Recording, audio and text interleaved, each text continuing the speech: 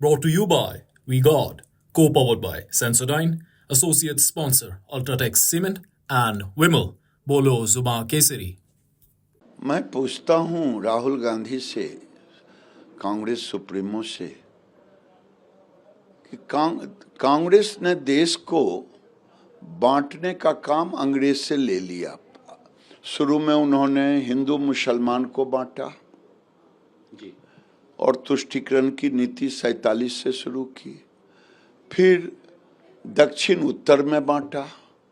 अब वो लोगों को रंग देख करके, रंग के आधार पर, नस्ल के आधार पर अब इस ढंग का गाली कोई बर्दाश्त तो नहीं करेगा। ये गाली हुआ, और ये गाली कांग्रेस दिलवा रही है। कांग्रेस कभी स्टालिन के बेटे से सनातन को गाली, कभी धर्म को गाली, कभी क्षेत्रवाद को।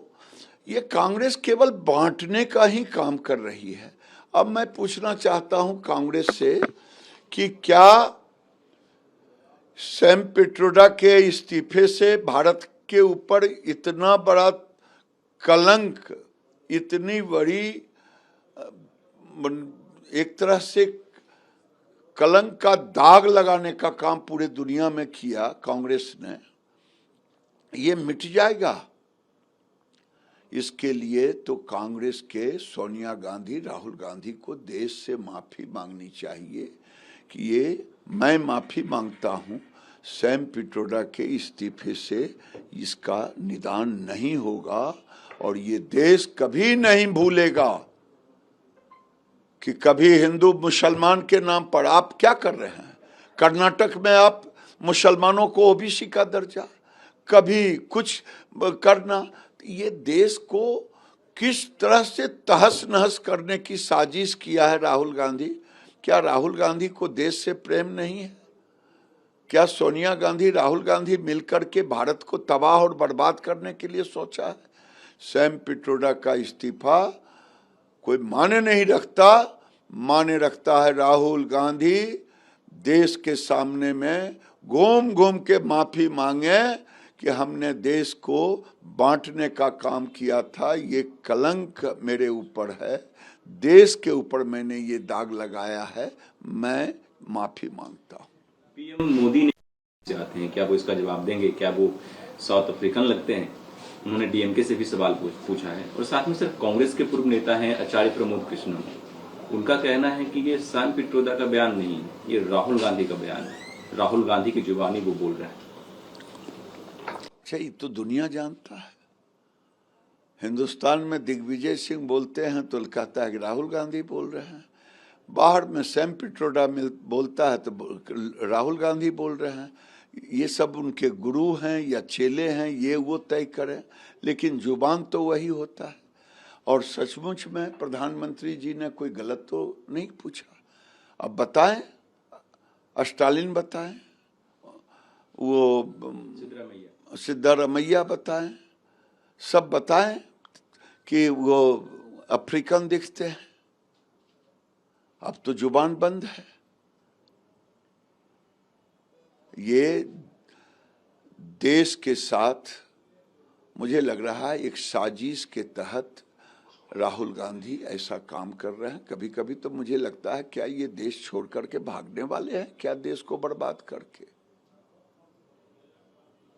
क्या करना चाहते हैं? भारत को इस ढंग से पूरे दुनिया में बदनाम करने की कोशिश। क्या आपको देश से प्रेम नहीं है? क्या आपको भी लगता है कि सैम पिट्रोडा जो बयानबाजी कर रहे हैं वो राहुल गांधी के कहने पे कर रहे हैं? क्या आप सैम पिट्रोडा जो बयान देते हैं राहुल गांधी के कहने पर ही देते हैं? जो इंडिया में, भारत के अंदर जो बयान होता है वो भी इनके कहने पे होता है। इनके बगैर तो वहां पत्ता नहीं हिलता। इनके बगैर बयान कौन देगा? खास करके सैम पिट्रोडा। ये राहुल गांधी की ही आवाज है।